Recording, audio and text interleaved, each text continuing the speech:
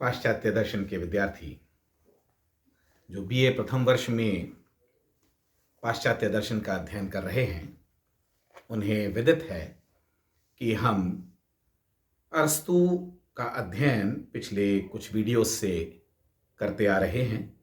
मेरे पिछले वीडियो में मैंने आपके सम्मुख उन प्रमुख तर्कों की चर्चा की थी जो अरस्तू ने प्लेटो के प्रत्यय सिद्धांत या द्विजगत सिद्धांत के विरोध में प्रस्तुत किए हैं। ऐसे 4 तर्क हमने अभी तक देखे हैं। यदि मैं उनको एक हल्का सा क्विक रिवीजन उसका देखें तो हम ये कह सकते हैं कि पहली बात उसने कही कि प्रत्ययों से जगत की वस्तुओं की व्याख्या नहीं होती है। कॉपी थ्योरी या पार्टिसिपेशन कहने से उनके प्रत्ययों के, या जिनको प्लेटो द्रव्य कहता है, द्रव्यों के और इस जगत की वस्तुओं के संबंध की व्याख्या भी नहीं होती है। प्रत्यय जगत मान लेने से इस जगत के गति और परिवर्तन की व्याख्या भी नहीं होती है, क्योंकि जो प्रत्यय हैं वह गतिहीन हैं, वह स्थायी हैं, वह अपरिवर्तनशील हैं। और चौथी बात अरस्तू ने यह कही कि प्रत्यय जगत को मान लेना एक व्यर्थ का डुप्लीकेशन है। जबरदस्ती उसने संख्याओं को बढ़ा दिया है। पहले ही दूसरी चीजें थीं जिनको कि सुलझाना चाहिए था, उनको सुलझाने के बजाय प्लेटो ने प्रत्यय जगत को साथ में स्वीकार करके अपने लिए दार्शनिक मुश्किल बढ़ा ली है। अब हम इसके आगे की बात करते हैं। इन 4 तर्कों के उपरांत अरस्तू एक और तर्क देता है जो जीवन, या जिसको कहना चाहिए कि संवेदनशीलता, या जिसको कहना चाहिए कि चेतना से संबंधित तर्क है। अरस्तू का कहना है कि non sensuous doesn't explain the sensuous. जहां अनुभूति है, जहां चेतना है, जहां ज्ञाता और ज्ञेय का भेद है, वहां ज्ञातृत्व का अभाव रखने वाले ज्ञातृत्व विहीन प्रत्यय ज्ञातृत्व भाव वाले जगत की व्याख्या कैसे कर सकते हैं। मान लीजिए कि वहां पर जो प्रत्यय जगत है वहां पर मनुष्यत्व का निवास है और मनुष्य इस जगत में निवास करते हैं, तो मनुष्य तो ज्ञातृत्व की फैकल्टी से, जिसको कहना चाहिए कि उनके अंदर तो ज्ञातृत्व भाव है, उनमें चेतना है, उनमें अनुभूति की क्षमता है, उनमें तो संवेदन है। और जो प्रत्यय हैं वह संवेदनहीन है। देखिए, संवेदनहीनता का मतलब यहां पर आप कोई साइकोलॉजिकल इमोशनल सेंस में नहीं लगाएं। वहां पर कहना चाहिए कि चेतना उस प्रकार से नहीं है, ज्ञातृत्व भाव वहां नहीं है। तो यहां पर जो सोचने, समझने, महसूस और अनुभव करने वाले विशेष हैं, उनकी व्याख्या वह प्रत्यय जो कि संवेदन शून्य है, उनसे इस जगत के विशेषों की, इस जगत के मनुष्यों की व्याख्या वहां के मनुष्यत्व से वस्तुतः होना संभव नहीं है। Ideas are hypostatized things of senses.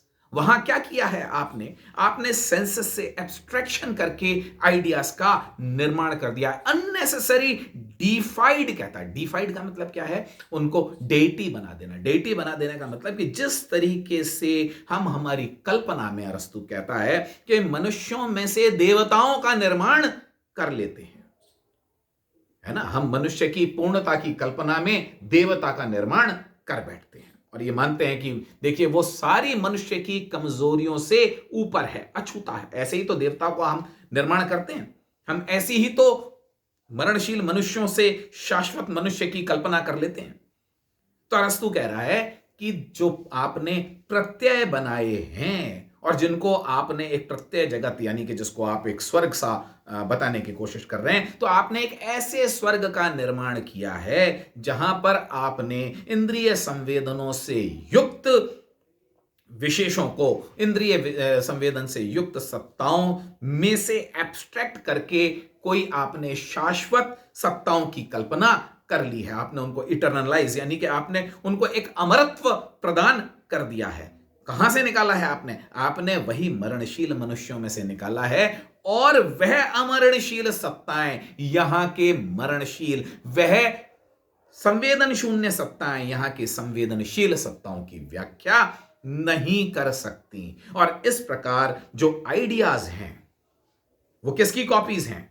मनुष्यत्व, मनुष्यों में से निकाली गई, एब्स्ट्रैक्ट की गई कोई सत्ता है, वह मनुष्यों की कॉपी है, मनुष्य मनुष्यत्व की कॉपी नहीं है। तो आपने क्या किया है? एक उल्टा काम कर दिया है। आपने इंपीरिकल से रैशनल रियलिटी का निर्माण कर दिया है, और त्रुटिवश आप क्या मान रहे हैं कि रैशनल रियलिटी, एब्स्ट्रैक्शन पहले है और कॉन्क्रीट बाद में है।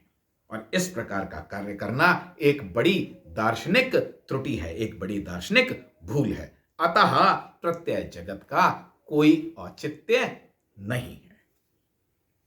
फिर वह मशहूर तर्क जो अरस्तु के बड़े प्रभावशाली तर्कों में से माना जाता है, मैंने आपको बताया था, जिसको हम थर्ड मैन आर्ग्यूमेंट या तृतीय मनुष्य मूलक तर्क कहते हैं। देखिए, यदि आप इसको थोड़ा सा और गहराई से देखेंगे तो ये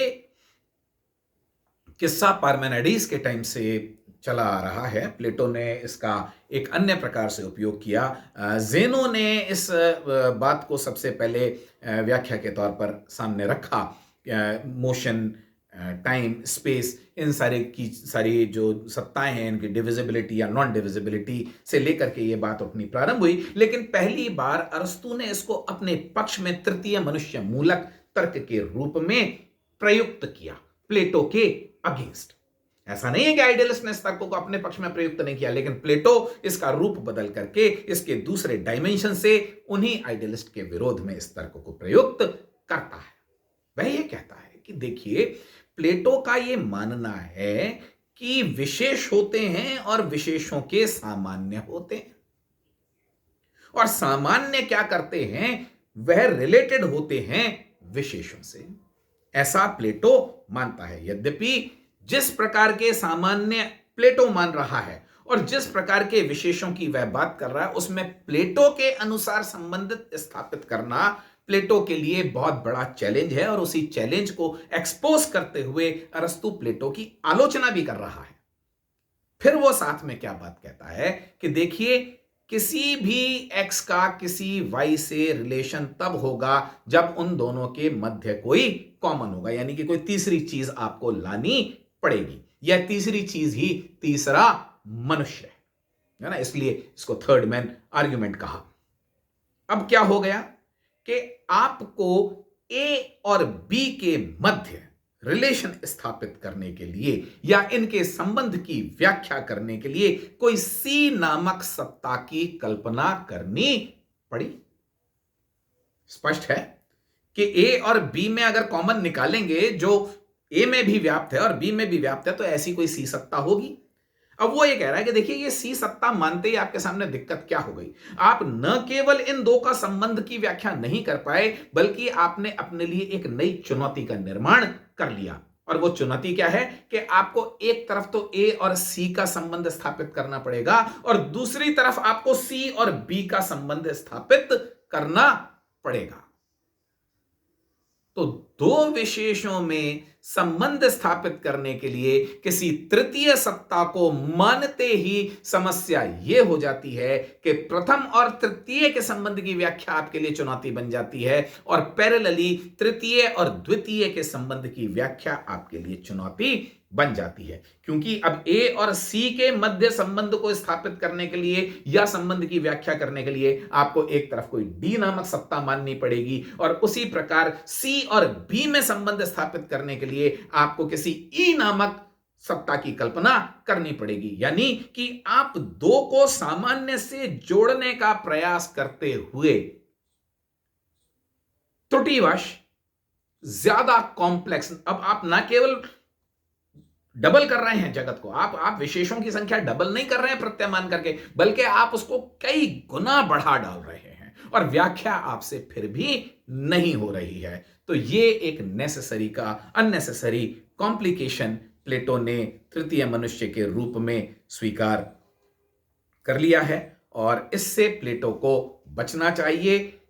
यदि प्लेटो प्रत्यय जगत को मानता है, द्विजगत को मानता है, दूसरे जगत को स्वीकार करता है, तो वह न केवल अपने द्वारा व्याख्यायित किए जाने वाले विषयों की संख्या को दुगना कर रहा है, बल्कि वो एक इनफाइनाइट रिगरस अनावस्था दोष में प्रवेश कर जा रहा है, क्योंकि इस प्रकार के संबंध तो कभी भी खत्म नहीं होंगे। प्लेटो चाहे कितना भी प्रयास कर ले, वह उसको अनंत तक जाना पड़ेगा, और जहां पर अनंत तक जाना पड़ेगा वहां किसी चीज की व्याख्या प्लेटो नहीं कर पाएगा।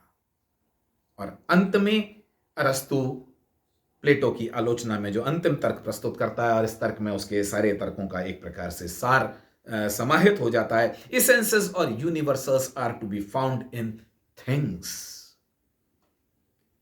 जो सामान्य हैं, जो सार हैं, वो वस्तुओं में ही होते हैं, वस्तुओं में ही प्रिवेल करते हैं, वस्तुओं में ही प्रवास करते हैं। वह उनसे अलग या उनसे प्रायर, उनसे पूर्व में नहीं होते हैं।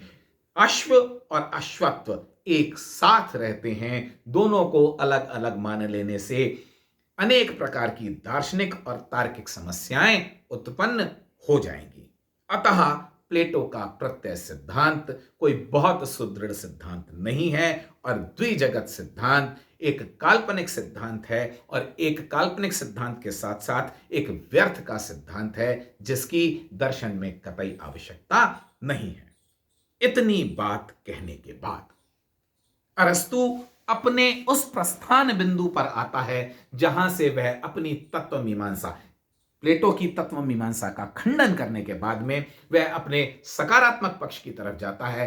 हम यहां पर देखेंगे कि वह जगत के परिवर्तन की व्याख्या करता है, चार कारणों की बात करता है, और चार कारणों की बात करते करते वह सब्सटेंस की, फॉर्म की और मैटर की बात करता है। मैटर की बात और फॉर्म की बात करके परिवर्तन की व्याख्या करते करते वह टेलियोलॉजी यानी कि एक प्रयोजनवाद की स्थापना करता है। उसका प्रयोजनवाद करीब करीब वैसा ही है जैसा कि प्लेटो का प्रयोजनवाद है, और इस प्रयोजनवाद के अंतिम सिरे पर वह मूल सत्ता, मूल द्रव्य के रूप में ईश्वर को स्थापित करता है, जिसको वह थॉट थिंकिंग, थॉट कहता है, प्योर फॉर्म कहता है, शुद्ध आकार कहता है, और जिसको वह सारे के सारे चेंज का, सारे के सारे जो परिवर्तन है उसका लक्ष्य घोषित करता है। आने वाले वीडियोस में हम प्लेटो की अन्य तत्व मीमांसीय विचारों के ऊपर चर्चा करेंगे।